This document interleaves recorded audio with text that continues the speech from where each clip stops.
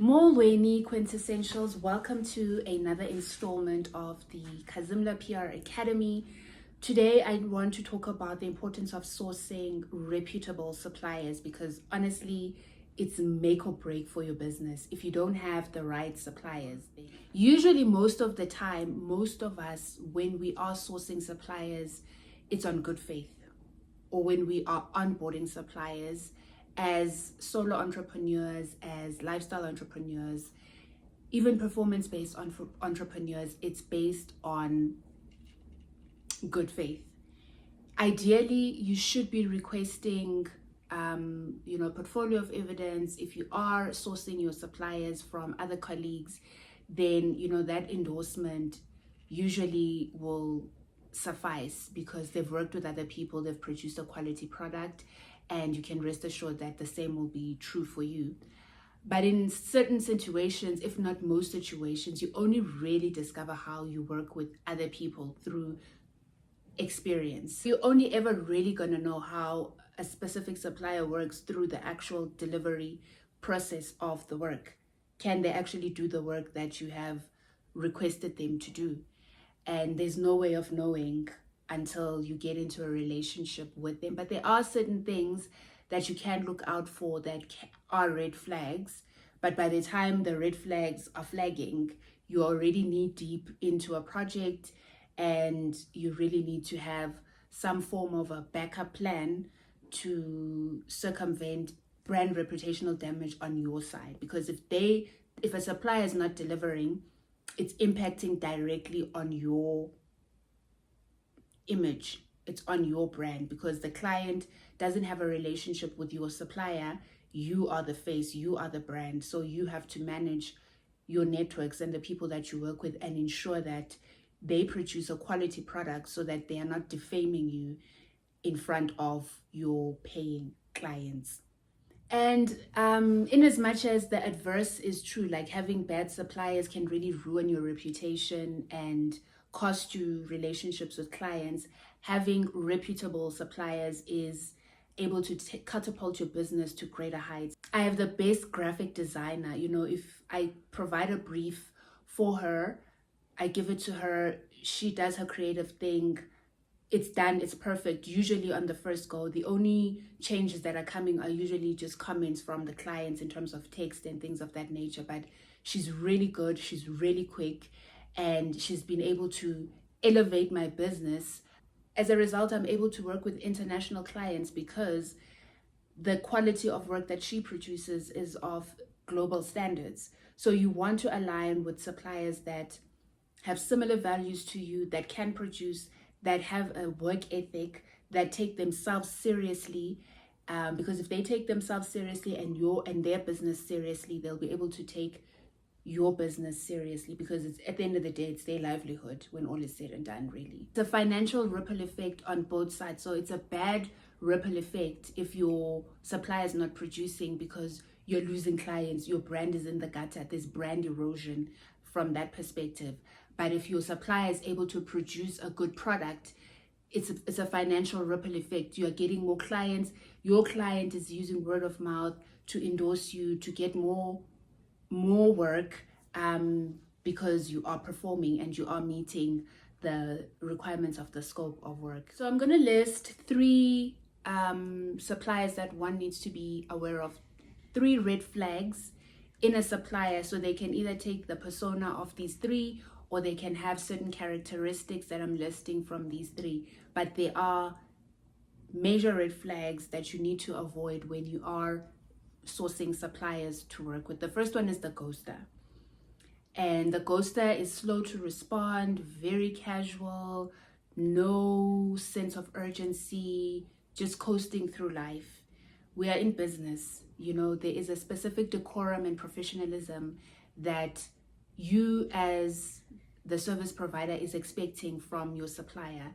And if you're already seeing, maybe from even the introductory discussions, if let's say you're asking for a quote and they're taking like 15, they're taking forever, let's say, to respond to your request for a quotation, or they are very lackluster in your responses, in your emails, in your phone calls. They don't have that principle of responding within the first 24 hours, or if they can't respond, at least indicate, I can't chat now, I can respond to you later. Rest assured that when it's time to deliver, they are gonna go ghost. Brings me to the next point is when you pay them or you give them that deposit, they are AWOL, they are nowhere to be found, and you need to deliver a service, and the client is not gonna pay the balance because perhaps they've given you a deposit, or you are working on good faith with the specific person and there's no service level agreement. So always have everything on paper. Contracts are key to protect yourself, to protect your brand, to protect your reputation. Make sure that everything is written down and it is on paper. Otherwise, you are going to find yourself in a very tough situation. If the supplier goes ghost, you have legal recourse. But if it's on good faith and you are working based off a referral, or it's somebody that you picked up off the internet, you're not able to find them. At least a referral, you can trace them back. But if it's somebody that you picked up from your Google search or whatever the case may be, they're difficult to trace back. They've gone ghost. You need to deliver to the client. It goes back to what I said earlier, the financial ripple effect. You have to deliver. So it's either you go and find another supplier that can perform the service, or you inform the client that you are unable to perform the requested service. So what does that mean for you and your relationship with that specific client? As a service provider, I always make sure that I perform and I produce the work that I said that I would produce, especially if the client has paid you, whether it's a deposit or paid you in full. You need to take on the financial weight and make sure that you provide the end product to the client, because your name is your reputation is at risk, and that is something that you cannot play with. You know, it takes years to build a reputation, and it can take literally one day, one moment, one failed deliverable, and you're blacklisted. Which brings me to the next red flag, the overpromiser. So there's the one that can do everything and anything. Anything you ask, they can do it. Anything you ask, yes, they're there, they're available. But when it's time to deliver, unfortunately, also in this case, you only find out during the experience that they are unable to meet the specifications, they cannot do the work, they don't know how to do the job. Then you are in trouble. So be on the lookout for that supplier that says they can do everything. You can never do everything. Master of what? Jack of all trades, master of none. That's a major red flag. So assess them, but also assess your request of them. Don't ask for too many things from the same person if you can already see the red flags that they cannot do the very simple task of performing the first request that you've asked for them. So over promises, major red flag that you need to stay away, especially when it comes to deadlines, because you need to make sure that you are producing a quality product on time. So an overpromiser is going to be telling you that, no, it's coming, it's coming, it's coming. And the hours and the days are going by and the client is waiting for the end product. And so you need to be able to figure out a way to mitigate those situations where the person is promising or the company is promising and the work is not coming and the client is on you. How do you then avoid a situation where you are compromised as the supplier? So manage your client's expectations.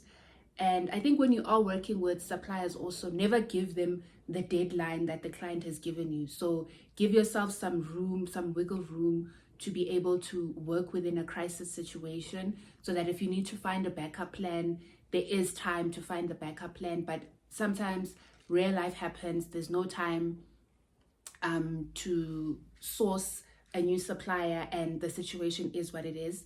Then you have to be honest with your client and just tell the truth. Rather tell the truth than lie to your client and compromise your relationship, because then you yourself are going to be painted with the same brush of being an overpromiser, because you said you could do something at a specific time and you are not delivering. So the truth always wins. Tell the truth and let the chips fall where they may. Then we have the pocket watcher. So they're always coming with surprise costs. There's the price increase. There's a new request for surprise fees. So be on the lookout for the pocket watcher, because they are also going to drain you. It has financial implications, so be mindful of this. That is why you need to have a contract in place. Let's say, for example, in a situation where you need design work done, you need to cap the client and say, we can design such and such a item for you. We only are allowing 3 iterations from you and then nothing else. So your supplier knows, you know, and the client knows. Everybody's on the same page, so that nobody feels that they are being nobody feels they're operating at a financial loss, but also you're able to manage the costs from your client side, and you're able to manage your designer to say, we only have a limited amount of changes that we can make, and they can't come back and produce shoddy work with the hopes that they are going to carry on making further and new iterations on the same project. Do the job, do it right, do it once, and you will be paid for that. There are no surprise costs, so you can't keep producing shoddy work with the hopes that with the next iteration of design work you are going to be able to quote. It doesn't work that way.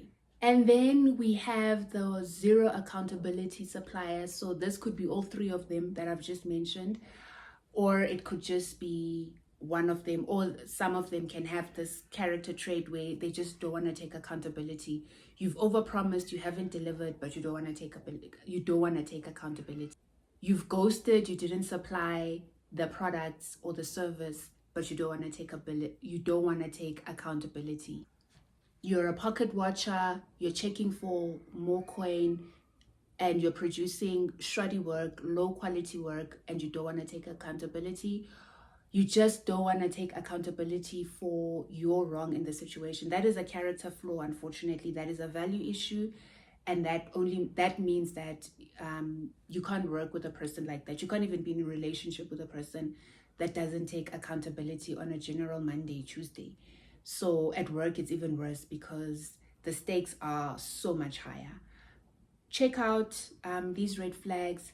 Try and see if you can assess them long before that experiential phase where you are working with the person, or give them a trial run, work with them on smaller projects, or work with them when you have more leeway in terms of time, so you have the resources should anything go wrong, to be able to allocate or source a new supplier in that situation. But try them out on a smaller scale, minimal viable service, and see how they operate before you are launching them into your biggest contract with your biggest client, where everything is at stake and your name could potentially be dragged in the mud just because of greedy, unreliable, non-accountable, nonchalant suppliers. So I hope this has helped. Some of these topics that I am sharing are very intuitive. It's all about discernment. It's all about experience. You learn by doing. And even if you have had this experience, you don't have to kick yourself about it. You just make sure that you look for new people.